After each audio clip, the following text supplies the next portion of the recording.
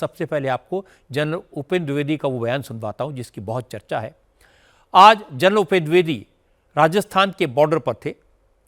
उन्होंने अनूपगढ़ में सेना के जवानों से कहा, ऑपरेशन सिंदूर के दौरान भारत ने सब्र से काम लिया, पाकिस्तान के चुनिंदा ठिकानों को तबाह किया, लेकिन अगर पाकिस्तान नहीं सुधरा, फिर कोई नापाक हरकत की तो ऑपरेशन सिंदूर पार्ट 2 होगा।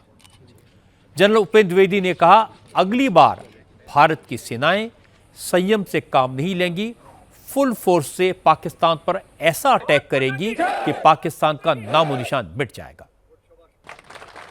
इस बार हमने हर टारगेट को डिस्ट्रॉय करने का प्रूफ भी दिखाया दुनिया को।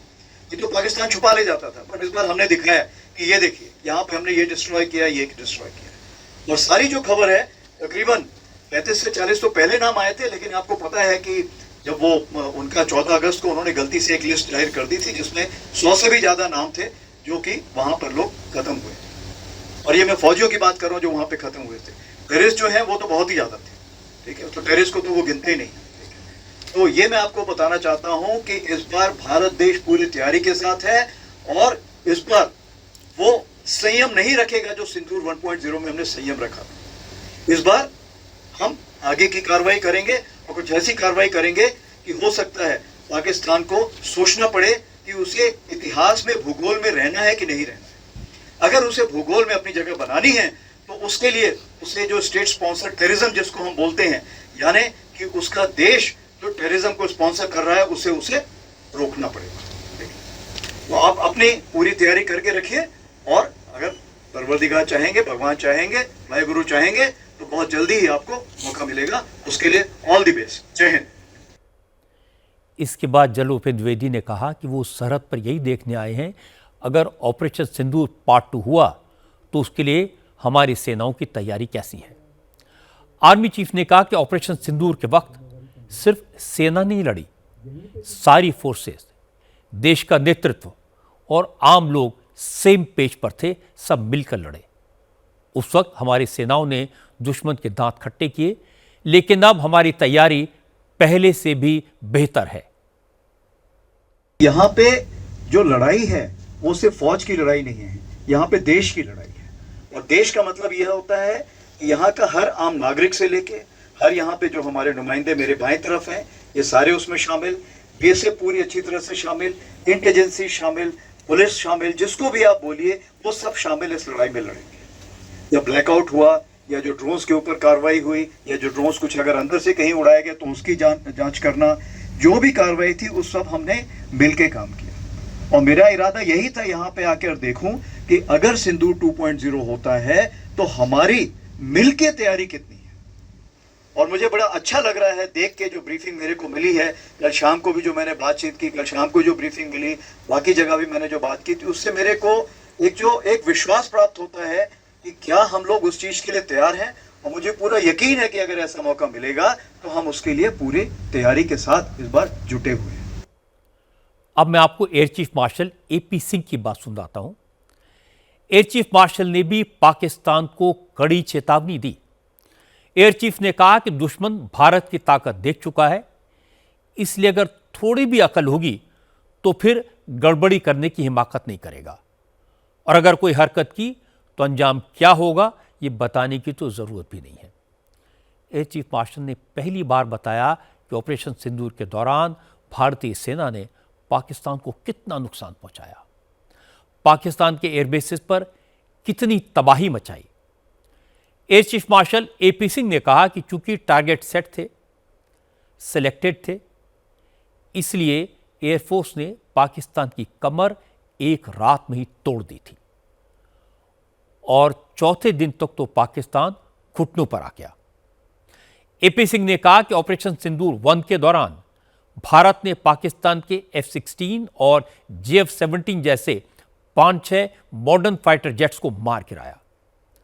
पाकिस्तान के बड़े ट्रांसपोर्ट प्लेन C-130 और airborne early warning and control aircraft समेत पाकिस्तान के एयर डिफेंस के रडार स्टेशन और सरफेस टू एयर मिसाइल की बैटरी को भी तबाह कर दिया।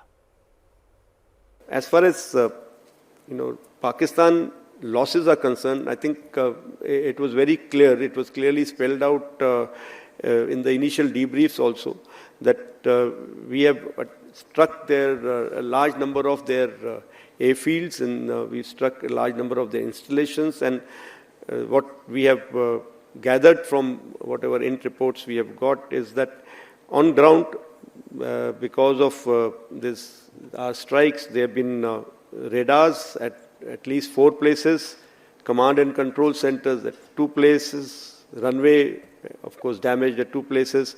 Then 3 of their hangars in 3 different stations have been damaged. And in that hangar, as well as on tarmac, we have signs of one C-130 class of aircraft, one AEW&C class of aircraft, and at least 4 to 5 fighter aircraft, most likely F-16, because that base happened to be F-16, which would have been under maintenance that time. Along with that, one SAM system, which has been destroyed. And as far as air defense part is concerned, we have clear evidence of one long-range strike, which I talked about, more than 300 kilometers, which... अब air chief marshal ने साफ साफ बता दिया, किसी को कोई गलतफहमी नहीं रहनी चाहिए। आज ही एयर चीफ मार्शल से यह भी पूछा गया कि पाकिस्तान दावा कर रहा है कि उसने इंडियन एयरफोर्स के फाइटर जेट्स गिराए, इसमें कितनी सच्चाई है? इस पर एपी सिंह ने मजेदार जवाब दिया। उन्होंने कहा कि पाकिस्तान की फौज अपनी इज्जत बचाने के लिए जो दावे कर रही है, करने दीजिए। गालिब का मशहूर शेर है, दिल को खुश रखने को गालिब ये ख्याल अच्छा है। एयर चीफ मार्शल ने कहा कि पाकिस्तान भारत के विमान गिराने की जो मनोहर कहानियां सुना रहा है, सुनाने दीजिए। जब ऑपरेशन सिंदूर पार्ट 2 होगा तो पाकिस्तान को पता लग जाएगा हमारे पास कितने फाइटर जेट हैं। क्वेश्चन मेरे से पूछा गया कि उन्होंने कहा हमने इतने जेट गिराए, आपने कुछ नहीं बोला। मैं अभी भी कुछ नहीं बोल रहा हूं उसके बारे में, और ना मैं बोलना चाहूंगा। अगर वो सोचते उन्होंने मेरे 15 जेट गिराए हैं, उनको सोचने दो। I hope they are convinced about it, and they will cater for 15 less aircraft in my inventory when they come to fight again. So why should I talk about it? तो मैं उसके बारे में आज भी कुछ नहीं बोलूंगा कि क्या हुआ, कितना नुकसान हुआ, नहीं हुआ, कैसे हुआ, क्या, कुछ नहीं बताना चाहिए, क्योंकि उनको पता करने दो ना। जैसे हम भी तो कुरेद के निकाल रहे हैं ना, हमने क्या कर पाए हम लोग, तो उनको भी निकालने दो।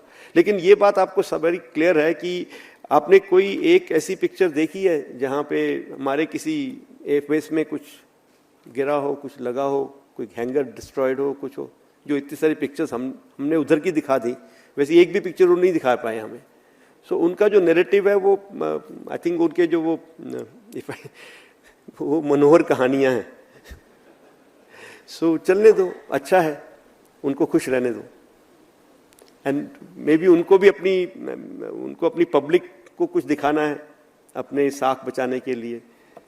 मेरे को कोई उससे फर्क नहीं पड़ता। इसके बाद एयरफोर्स चीफ ने जो कहा उससे साफ है कि हमारी सेना की नज़र पाकिस्तान की एक एक हरकत पर है। एयर चीफ मार्शल ने कहा कि ऑपरेशन सिंदूर के बाद अब पाकिस्तान और उसकी दहशतगर्द तंजीमों ने अपनी स्ट्रेटजी बदल ली है। अब जैश ए मोहम्मद और लश्कर तैयबा जैसे आतंकी संगठन पीओके से अपने ठिकाने हटाकर अफगानिस्तान बॉर्डर पर खैबर पख्तूनख्वा में ले जा रहे हैं।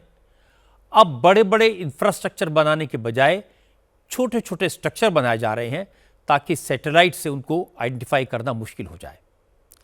एपी सिंह ने कहा कि पाकिस्तान की फौज और वहाँ छुपे आतंकवादी कुछ भी कर लें, कहीं भी छिप जाएं, लेकिन हिंदुस्तान की फौज की नज़र से बच नहीं पाएंगे। एपी सिंह ने कहा कि ऑपरेशन सिंदूर के दौरान हमने पाकिस्तान में 300 किलोमीटर अंदर तक जाकर हमला किया। अब पाकिस्तान ने गड़बड़ी की तो उसका कोई कोना नहीं बचेगा। ये जो उन्होंने अपने ठिकाने चेंज किया, ऑब्वियसली वो तो एक्सपेक्टेड था कि अगर उनको हम कहीं पे जाके मारेंगे तो उनको अपनी जगह बदलनी पड़ेगी, क्योंकि उनको पता चल गया कि ये तो एक्सपोज हो गया है। सो हमें भी ऐसी खबर आ रही है कि उनके ठिकाने चेंज हो रहे हैं। एंड ये भी खबर आ रही है अभी वो बड़े बड़े स्ट्रक्चर की जगह शायद छोटे स्ट्रक्चर बनाएंगे, जो भी करेंगे ताकि वो अच्छी तरह मर्ज हो सके। लेकिन अगर इंटेलिजेंस अवेलेबल है तो हमारे पास अब कैपेबिलिटी है कि उनके हम किसी भी ठिकाने में deep insight with absolutely accurate targeting हम उनको उनके ठिकानों को नष्ट कर सकते हैं. सो वो हमारे जो विकल्प हैं वो चेंज नहीं हुए हैं, इसमें हमारे विकल्प वही रहेंगे. आर्मी चीफ और एयर चीफ की बात सुनकर लगता है कि उनके पास खबर है कि पाकिस्तान फिर कुछ गड़बड़ करने वाला है. इसीलिए उन्होंने चेतावनी दी है कि अगर पाकिस्तान ने फिर कोई हिमाकत की तो अब की बार पाकिस्तान का इतिहास और भूगोल बदल दिया जाएगा. कल रक्षा मंत्री राजनाथ सिंह ने भी एग्जैक्टली इन्हीं शब्दों का इस्तेमाल किया था, इसलिए बात और भी पक्की लगती है. एयर चीफ ने यह भी बता दिया कि इंडियन एयरफोर्स की ताकत क्या है, इरादा क्या है. आर्मी चीफ ने अपने जवानों से कहा वो तैयार रहें, उन्हें जल्दी मौका मिलेगा. इसका मतलब समझना मुश्किल नहीं है. कहते हैं कि आजकल के वॉरफेयर में पहली मिसाइल फायर होने से पहले शब्दों के तीर चलाए जाते हैं. जंग में जीत के साथ साथ परसेप्शन की लड़ाई जीतना भी जरूरी होता है. आज आर्मी चीफ और एयर चीफ ने परसेप्शन का पहला ब्रह्मोस फायर कर दिया.